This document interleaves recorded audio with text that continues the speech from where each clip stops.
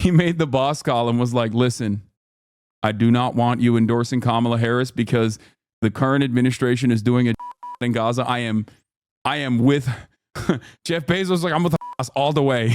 Jeff Bezos is a fucking PSL voter. He's in the tank. He's in the tank for PSL.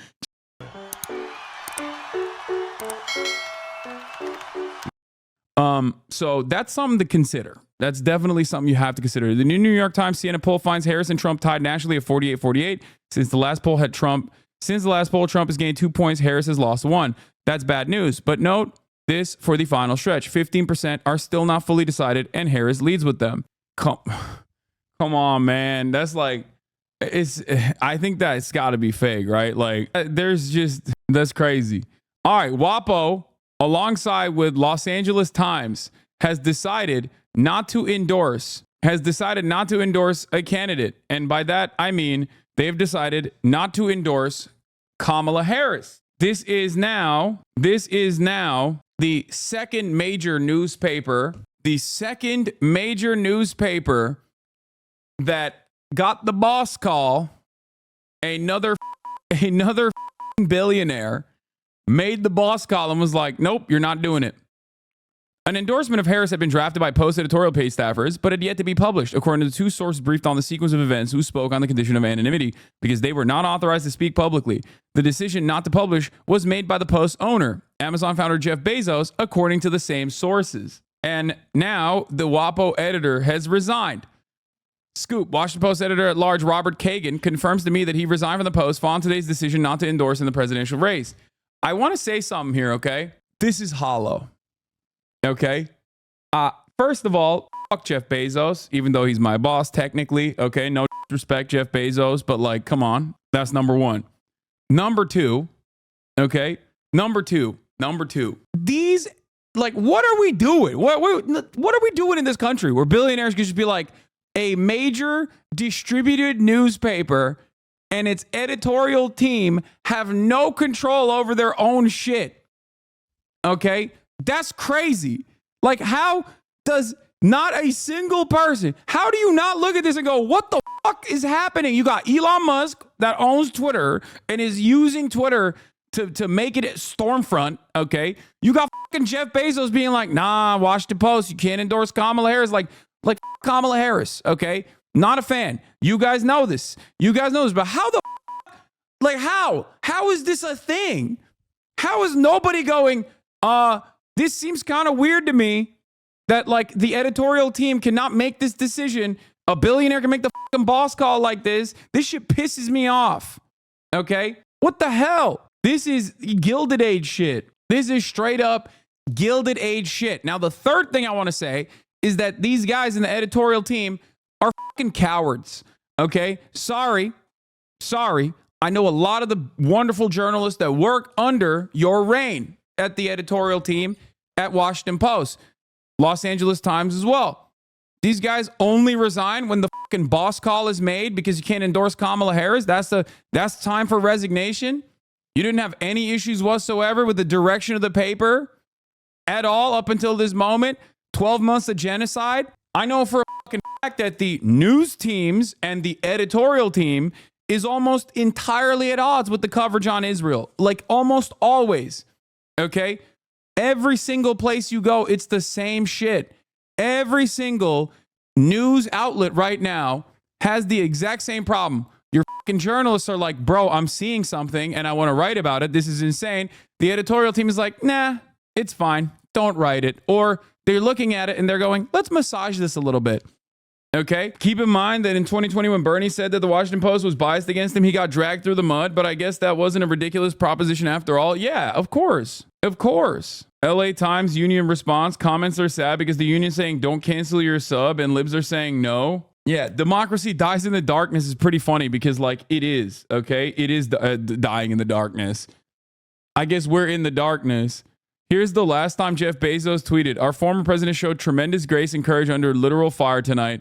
So thankful for his safety and so sad for the victims and their families. Jeff Bezos is the one guy that got duped by the Trump. The polls didn't even move except for one guy, Jeff Bezos. Also, This is the least shocking thing of all time. Jeff Bezos is a Silicon Valley tech bro.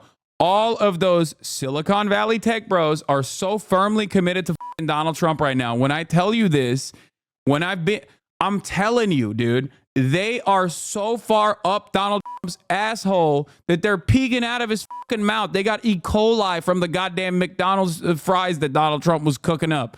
Okay? They are like this. They're firmly planted in his fucking butthole. They love his shit. They do. That's why Mark Zuckerberg, who got hit with the Dominican ray, was running around being like, yeah, actually, honestly, Donald Trump getting shot and then putting his fist up in the air. Badass. Pretty badass, dude. That raised fist was pretty badass. Like, shut the up. These guys are all charlatans. They've all been like Ayn Randian libertarian dipshits from the jump. And now they're on board with Donald Trump. Anyway, as Silicon Valley tech bro can confirm, my Dominican boss has gone full Trump. No, Mark Zuckerberg is who I'm talking about when I say he got hit with the Dominican ray. Yeah, everything is bad. Oligarchy in the USA, starting in the USA. No, it's starting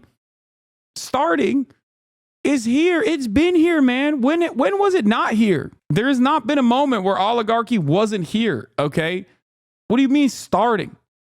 This is what I've been telling you for a long time. The issue is now it's getting to a level where it's like making people uncomfortable because people are recognizing it. Having said that, however, things are probably not going to change. And on top of that, a lot of people are going to start recognizing. A lot of people are going to start not necessarily recognizing it, but normalizing it. We just have this incredible tendency to look at like horrifying things that people warned us about in history books and just being like, it's fine. I got my jalapeno poppers. I'm good. That's where we're at right now. I mean, look at that. Man-made horrors beyond human cognition every single day coming out of what Israel is doing in Gaza and Lebanon. People are just like, all right, I got used to it. It is what it is, okay? You got billionaires being like, making boss calls to fucking major newspapers being like, no endorsement for Kamala Harris, okay? Can't do it. You have no editorial control. Don't you forget who butters your bread, okay? Don't you forget it. WAPO Guild response, they said they had the article drafted. We are deeply concerned that the Washington Post, an American news institution in the nation's capital, would make the decision to no longer endorse presidential candidates, especially a mere 11 days ahead of an immensely consequential election. The role of an editorial board is just to do this, or is to do just this, to share opinions on the news, impacting our society, culture, and endorse candidates to help guide readers. The message from our chief executive, Will Lewis, not from the editorial board itself, makes us concerned that management interfered with the work of our members in editorial. According to our own reporters and guild members, an endorsement for Harris was already drafted, and the decision to not publish was made by the Post owner, Jeff Bezos.